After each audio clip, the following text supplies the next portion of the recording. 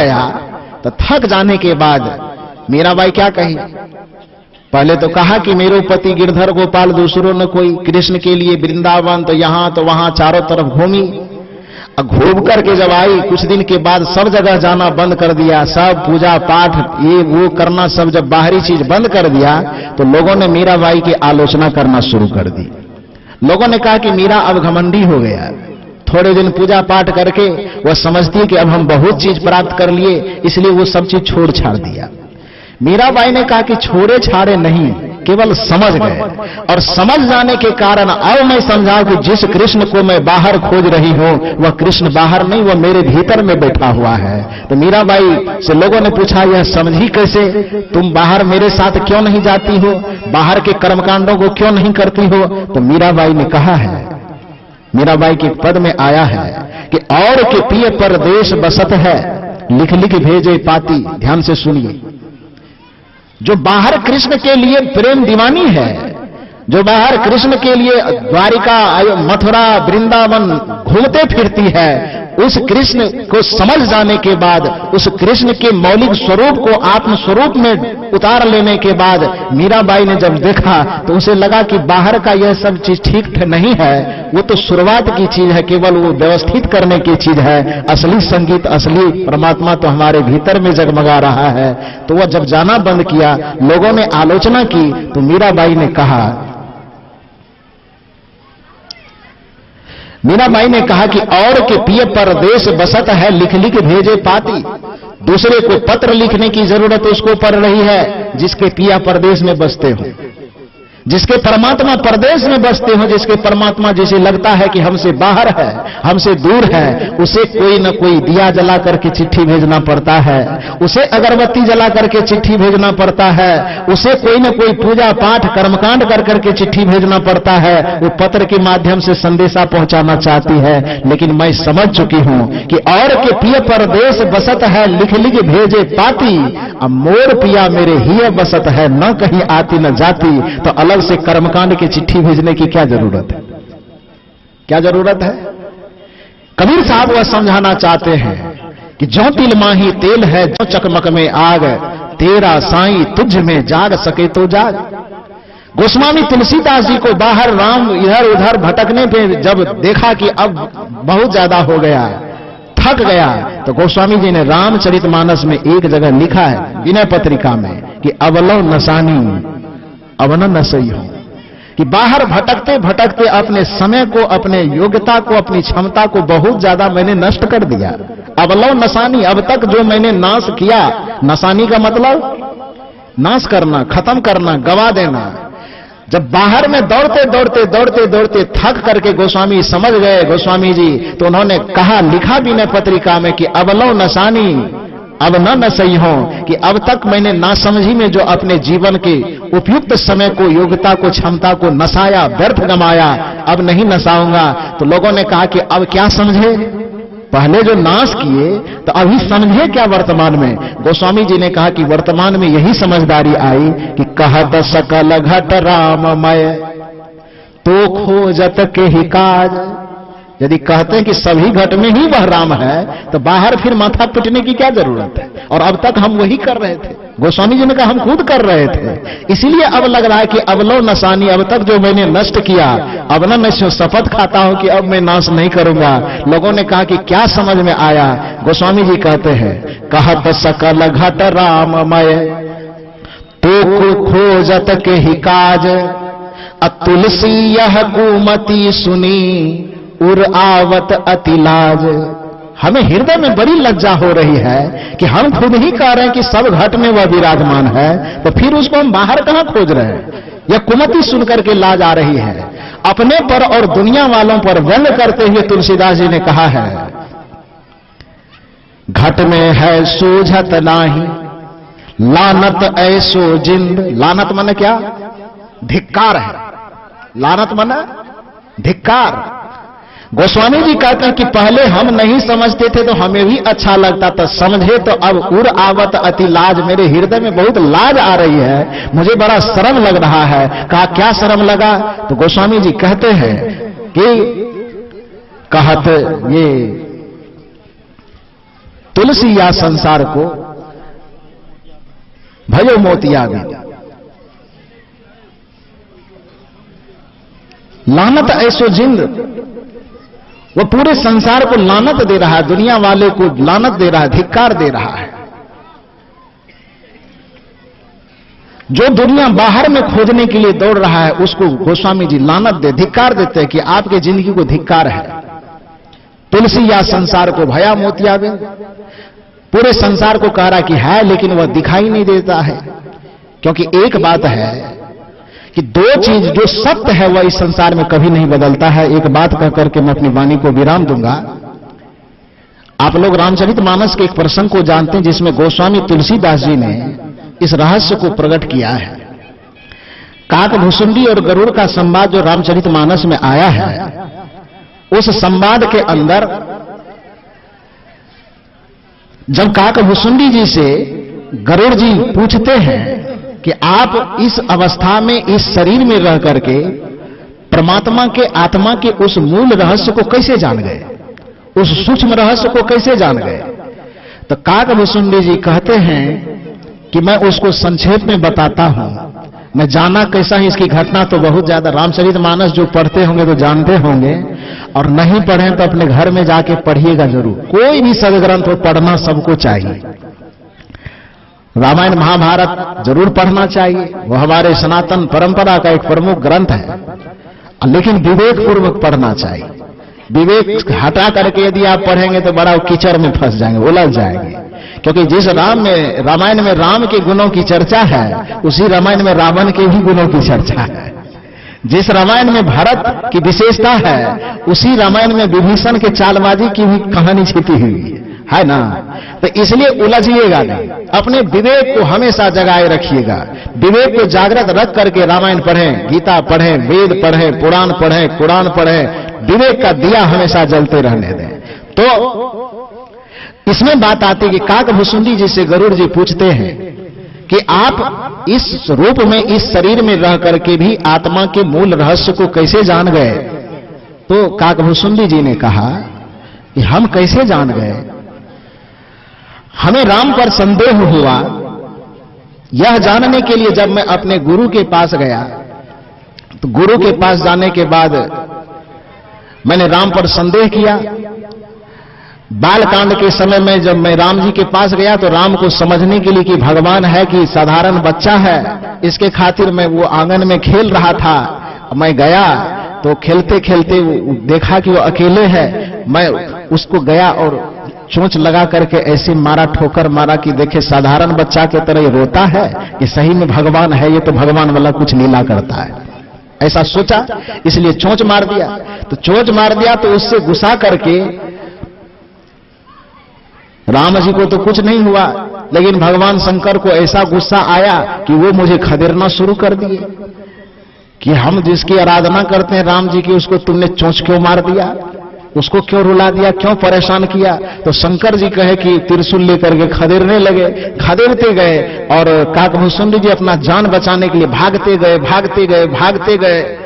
और उसी में कह रहे हैं कि जहां जहां मैं भाग रहा, ये काकभुसुंडी जी अपना जीवनी बता रहे हैं कि भागते भागते जहां जहां मैं भागा, जिस जिस लोकों में गया, सभी लोकों में अलग अलग ब्रह्मा, अलग अलग विष्णु, अलग अलग महेश, अलग अलग मंदिर, अलग अलग देवी, अलग अलग पूजा, अलग अलग कर्मकांड, सब जगह अलग अलग देखे। सब जगह ब्रह्मा देखे, विष्णु देखे, महेश देखे। हर जगह के अलग अलग ब्रह्मा हैं, अलग अलग विष्णु हैं, अलग अलग महेश हैं। लेकिन देखो अब जो मैं बता रहा हूं वो कह रहा हूं, ये कहानी तो जो है वो है ही। उस कहानी में अब काकभुसुंडी जी कहते हैं कि पूरे ब्रह्मांड में भागते भागते त्रिशूल मेरा पीछा कर रहा, हम भाग रहे हैं। जहां जहां भाग रहे सब जगह की देवी अलग, देवता अलग, लक्ष्मी अलग, विष्णु अलग, शिव अलग, ब्रह्मा अलग, सब अलग अलग, ब्रह्मांड अलग अलग, भगवान अलग अलग, सब जगह अनेक अनेक रूपों में ब्रह्मांड को मैंने देखा। लेकिन हे काकभुसुंडी, हे गरुड़ जी, सब जगह देवियों को, देवताओं को, मंदिरों को, धर्म ग्रंथों को अलग अलग तो मैंने देखा, लेकिन दो चीज ऐसा था जो सब जगह एक ही देखा। और वह क्या था? वह एक मैं मनोवृत्ति और एक वह आत्मा रूपी परमात्मा। वो सभी ब्रह्मांडों में देवियों को अलग अलग देखा, देवताओं को अलग अलग देखा, सबको अलग अलग देखा, लेकिन आत्मा मन की सद्वृत्ति और आत्मा रूपी वह परमात्मा, ये दो ऐसा था जिसको किसी भी लोक में मैंने अलग अलग नहीं देखा। इसलिए सब चीज नाशवान है और मनोवृत्ति और आत्मा की मूल स्वरूप स्थिति रूपी वह परमात्मा बिल्कुल सदा सत्य है। यही जान करके मैं ध्यान में अवस्थित हो गया। जो आत्मा की गरिमा को, आत्मा की महिमा को नहीं जानेगा वह ध्यान में अवस्थित हो नहीं सकता है। इसीलिए कहा गया कि जाने बिन नहीं होए प्रतीति, बिन प्रतीति हो नहीं प्रीति। जो आत्मा की महिमा को नहीं जानेगा, जो मन के लघुता को नहीं समझेगा, जो मन के प्रपंच को नहीं समझेगा, आत्मा की विशेषता को नहीं समझेगा, वह आत्मा में रति नहीं हो सकता, आत्मा में रति नहीं पा सकता, आत्मा में स्थित नहीं हो सकता। इसलिए कबीर साहब कहते तेरा साहब है घट भीतर, बाहर में ना भी लोक में मैंने अलग अलग नहीं देखा। इसलिए सब चीज नाशवान है और मनोवृत्ति और आत्मा की मूल स्वरूप स्थिति रूपी वह परमात्मा बिल्कुल सदा सत्य है। यही जान करके मैं ध्यान में अवस्थित हो गया। जो आत्मा की गरिमा को, आत्मा की महिमा को नहीं जानेगा वह ध्यान में अवस्थित हो नहीं सकता है। इसीलिए कहा गया कि जाने बिन नहीं होए प्रतीति, बिन प्रतीति हो नहीं प्रीति। जो आत्मा की महिमा को नहीं जानेगा, जो मन के लघुता को नहीं समझेगा, जो मन के प्रपंच को नहीं समझेगा, आत्मा की विशेषता को नहीं समझेगा, वह आत्मा में रति नहीं हो सकता, आत्मा में रति नहीं पा सकता, आत्मा में स्थित नहीं हो सकता। इसलिए कबीर साहब कहते तेरा साहब है घट भीतर, बाहर में ना क्यों खोले। साहब ने ऐसे 4-5 सूत्र दिए हैं ध्यानी के लक्षण को पहचानने का। यदि आप भी ध्यान करना चाहते हैं, अब मैं आपको कहना यह चाहता हूं कि यदि आप ध्यान करना चाहते हैं तो आप ये 4-5 चीज करें। पहला चीज क्या? मन मस्त हुआ तब क्यों बोले। कि आप यदि ध्यान में उतरना चाहते हैं तो पहला सूत्र है कि बहुत जो बोलना बंद करें, निंदा बंद करें, शिकायत बंद करें, एक दूसरे की चुगली चपाटी करना बंद करें, एक दूसरे की चर्चा करना बंद करें। पहला काम यह ध्यान में उतरने के लिए। दूसरा काम मन मस्त हुआ तब क्यों बोले, पहला। और दूसरा काम कि हंसा पाया मान सरोवर ताल तलैया क्यों डोले। यदि हंस को अपने मान सरोवर में उतारना चाहते हैं तो पूरे दुनिया से तुलना रूपी ताल तलैया में डोलना बंद कीजिए। दूसरे से तुलना मत कीजिए, किसी से धन से तुलना मत कीजिए, किसी के पद से तुलना मत कीजिए, किसी के प्रतिष्ठा से तुलना मत कीजिए। अपने में जितना है योग्यता को बढ़ाइए, क्षमता को बढ़ाइए। और मन मस्त हुआ तब क्यों बोले, हंसा पाया मान सरोवर ताल तलैया क्यों डोले, हीरा पाए गांठ गठियाओ बार बार वाको क्यों खोले। जो आपके पास संपत्ति है, योग्यता की, क्षमता की, आनंद की, शांति की, ये परमात्मा की जो मिल गया है, उसको गांठ गठिया करके प्रदर्शन करने से बचिए। क्योंकि प्रदर्शन में एक खतरा यह है कि यदि छाया आपकी शरीर की लंबाई से ज्यादा होने लगे और जुबान आपकी औकात से ज्यादा लंबी होने लगे तो सर्वनाश का खतरा मंडराना शुरू करेगा। आपकी शांति, आपके आनंद खत्म होने लगेंगे। और तेरा साहब है घट भीतर, बाहर नैना क्यों खोले। बाहर के प्रपंचों से भरकर हट करके अपने आत्मा को समझ करके संत गुरुजनों की युक्ति के माध्यम से अपने भीतर में उतरने का प्रयास करें तो ध्यान बहुत आसान है, ध्यान बहुत सरल है, ध्यान बहुत सहज है। ध्यान को कठिन लोगों ने जबरदस्ती बना दिया है। ध्यान कोई कठिन चीज नहीं है। मोक्ष, मुक्ति, शांति को पाना बहुत आसान है। इसके लिए एक बात मैं और कहना चाहूंगा, हो सकता है समय 1-2 मिनट बढ़ जाए, चिंता मत कीजिए। तो इसके लिए गुरु के चरण में प्रेम आवश्यक है। अभी हमारे पूज्य हीरामन साहब जी बता रहे थे, सहज ध्यान रहू, सहज ध्यान रहू, गुरु के वचन समाहियो।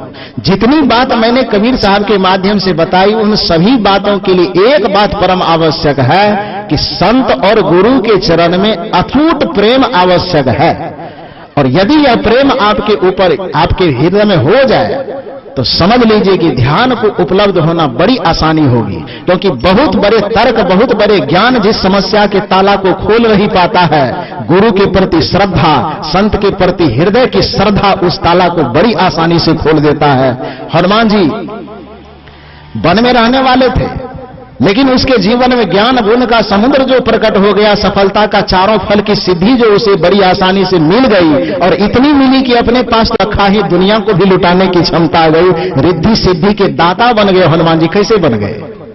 राम के प्रति अत्यंत प्रेम था, ऐसा प्रेम था कि बाल ब्रह्मचारी हो गए राम के प्रेम में आकर के।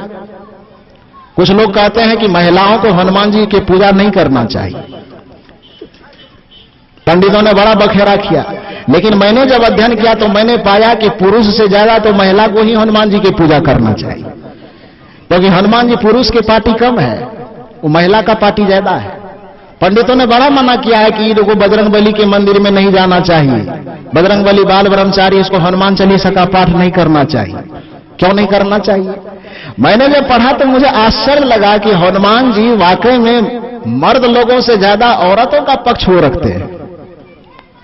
कहा कैसे? कहा जाता है, एक बात बताओ, 2-4 मिनट लेट हो सकता है, आप लोगों को कोई काम नहीं ना है?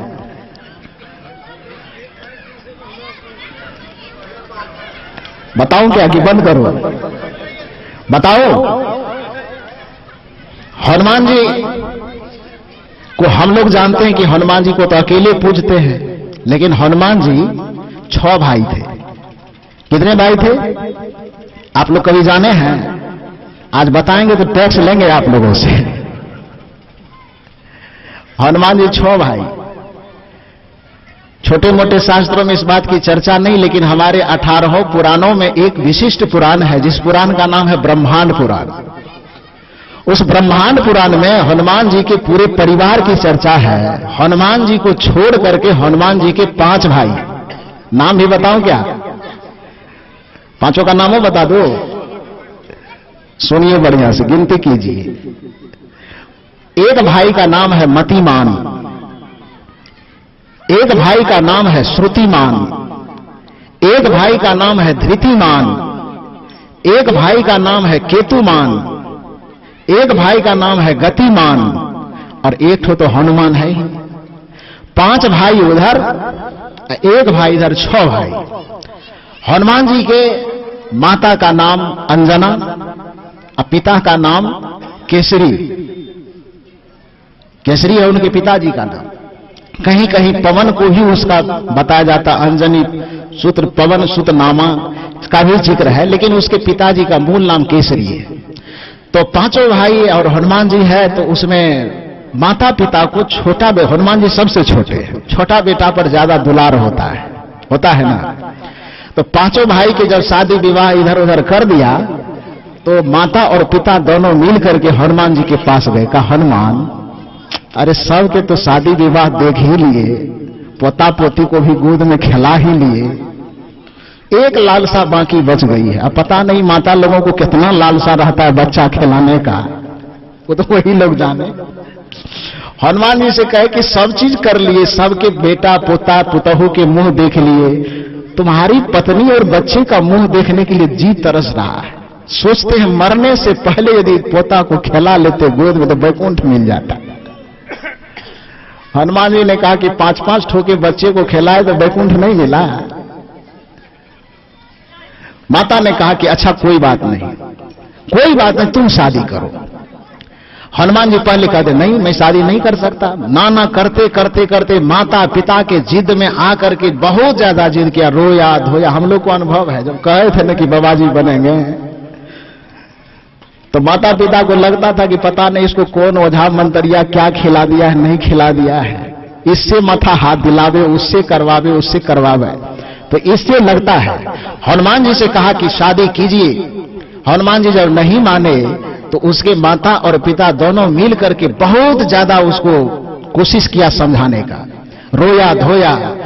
माता पिता के रोने धोने को देख करके हनुमान जी को लगा कि धो इतना झंझट में पड़ने से बेहतर शादी करिए लेते हैं।